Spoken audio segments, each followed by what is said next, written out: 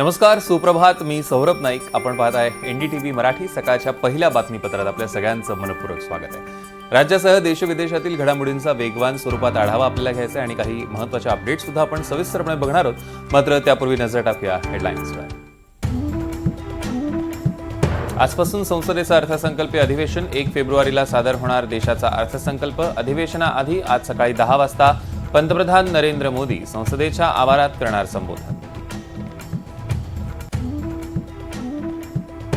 मुंबईचं महापौरपद, भाजप गटनेतेपद याबाबत रात्री वर्षावर खलबतं. फडणवीसांनी जाणून घेतली नेते पदाधिकाऱ्यांची मतं. महापौरपदाबाबत शिवसेनेच्या आग्रहामुळे भाजपमध्ये अस्वस्थता असल्याची सूत्रांची माहिती.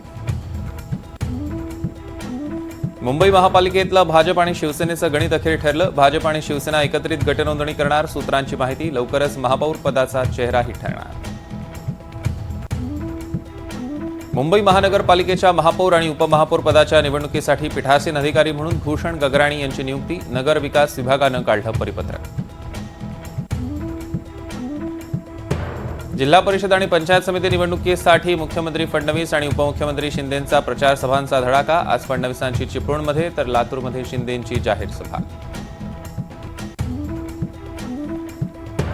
गणेश नाईकांना शिवसेना संपवण्याची परवानगी द्याच, आम्ही शिवसैनिक तयार आहोत. रवींद्र चव्हाणांना पत्र लिहित नरेश म्हस्केंचं गणेश नाईकांना आव्हान.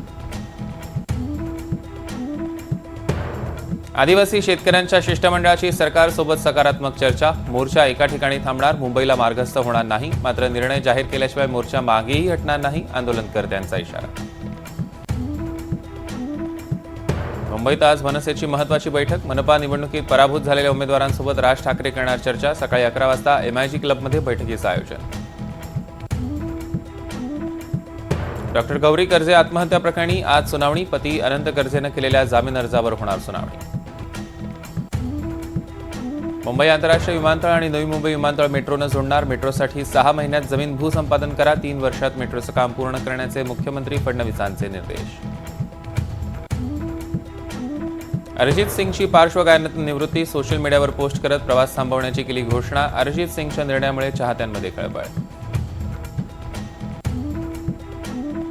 जम्मू काश्मीरच्या सोनमर्ग भागातील स्थानिक हॉटेल्स आणि इमारतींवर मोठं हिमस्खलन. सुदैवानं घटनेत कोणतीही जीवितहानी नाही. पर्यटकांसाठी सुरक्षिततेचा इशारा जारी.